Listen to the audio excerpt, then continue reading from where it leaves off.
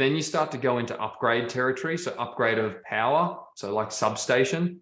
So I just had to do a pad mount substation and run a new cable feed for the stage 2 on my 40 lot development. And that was 450,000 to do that.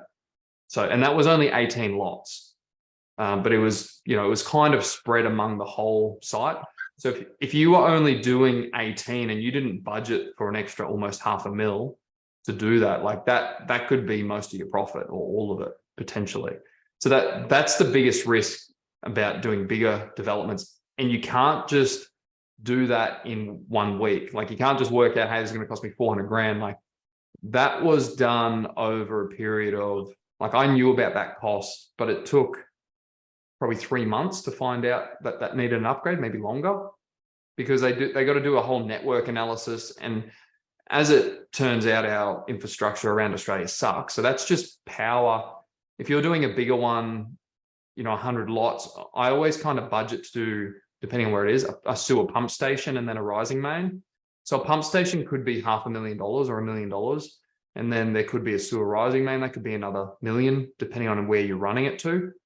So for a lot of the bigger sites, you've got to account for upgrading the infrastructure. And some of the time you get credit for it, but not always. So like one of my neighbors doing 900 lots, he had to upgrade like 6 intersections, and I own the property next door. So I'm doing 80 lots next to him, and he basically upgraded everything for me.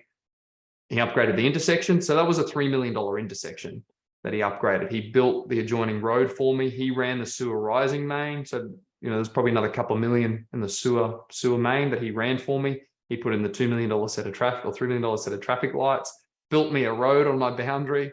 So I got really lucky with that, but I got lucky in one sense, but I knew that he was going to do the development when I bought the site. And that site I bought 5 years ago. So I contracted the first property 5 years ago, I should say.